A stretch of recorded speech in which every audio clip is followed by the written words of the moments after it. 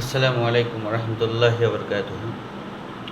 নিশ্চয়ই আল্লাহ তাআলা শক্তিধর মহাপরাক্রমশালী।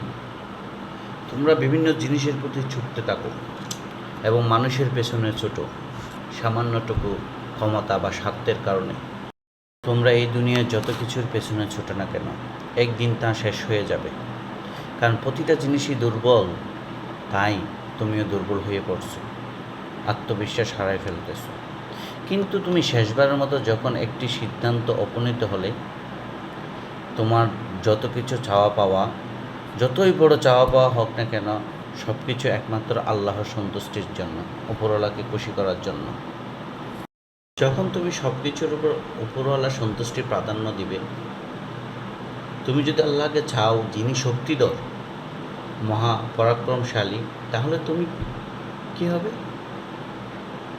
তুমিও শক্তিধর হয়ে যাবে, শক্তিশালী হয়ে উঠবে। আর যখন তুমি শক্তিশালী হয়ে উঠবে, পৃথিবীতে কত জিনিসপত্র আসবে আর যাবে, কিন্তু তোমার শক্তিমাত্রা কমবে না। যে জিনিসের প্রতি ছুটছো, সেটা যদি ব্যঙ্গেও পড়ে, তুমি ব্যঙ্গে পড়বে না।